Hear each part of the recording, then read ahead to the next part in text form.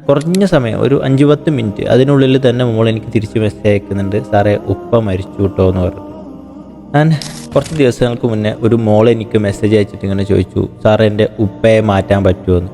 അപ്പോൾ ഞാനിങ്ങനെ ചോദിച്ചു, ഉപ്പയെ എന്തിനാണ് മാറ്റുന്നതെന്ന്. അങ്ങനെ മോൾ കുറേ കാര്യങ്ങളൊക്കെ പറഞ്ഞ സമയത്ത് മനസ്സിലായത് ഉപ്പ സ്ഥിരമായിട്ട് മദ്യപിക്കും, എന്നിട്ട് വീട്ടിൽ വന്നിട്ട് ഇവരെ ഉപദ്രവിക്കും. അപ്പം അത് മോൾക്ക് ഭയങ്കര ബുദ്ധിമുട്ടുണ്ടാക്കുന്നുണ്ട്, ഉമ്മയെ ഉപദ്രവിക്കുന്നതും മോളെ ഉപദ്രവിക്കുന്നതും ഒക്കെ.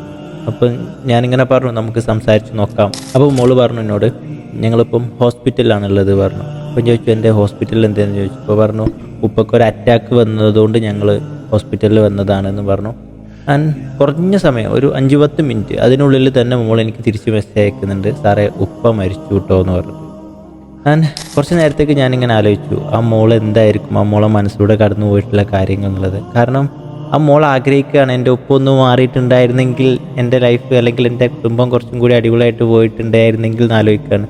അപ്പം ഞാനിങ്ങനെ ചിന്തിച്ച സമയത്ത് എനിക്ക് തോന്നി ഒരുപാട് ആളുകൾ ഇങ്ങനെ സഫർ ചെയ്യുന്നുണ്ടാവും എന്നുള്ളത്.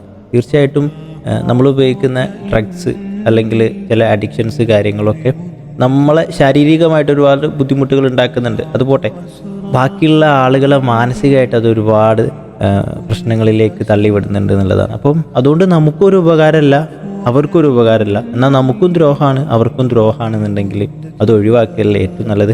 അപ്പം ഈ വീഡിയോ കാണുന്ന ആരെങ്കിലും ഏതെങ്കിലും തരത്തിലുള്ള ഡ്രഗ്സോ അല്ലെങ്കിൽ ഈവൻ നിങ്ങളെ ചില ക്യാരക്ടർ ചില ദേഷ്യം പിടിക്കുന്നതോ അല്ലെങ്കിൽ എന്തെങ്കിലുമൊക്കെ നിങ്ങൾ ഉണ്ടെന്നുണ്ടെങ്കിൽ പരമാവധി അത് ഒഴിവാക്കാൻ വേണ്ടിയിട്ട് ശ്രമിക്കുക. നിങ്ങൾക്ക് വേണ്ടിയിട്ടും അതുപോലെ തന്നെ നിങ്ങളെ കൂടെയുള്ള മനുഷ്യന്മാർക്ക് വേണ്ടിയിട്ട് കൂടി എന്ത് ചെയ്യാം, അത് ഈ ഒരു മാസം കൂടിയൊക്കെയാണല്ലോ. അപ്പോൾ ഇത് ഇപ്പോൾ പലതും നമ്മൾ ഒഴിവാക്കി വരുന്നൊരു മാസമാണ്. അപ്പോൾ അതുകൊണ്ട് ഈ ഒരു സമയത്തൊക്കെ ആയിട്ട് അത് കംപ്ലീറ്റ് ആയിട്ടൊന്ന് ഒഴിവാക്കി ഒരു പുതിയ ജീവിതമൊക്കെ ഒന്ന് ട്രൈ ചെയ്യുക. ഇതിനെക്കുറിച്ചിട്ടൊന്ന് ചിന്തിച്ചു നോക്കി.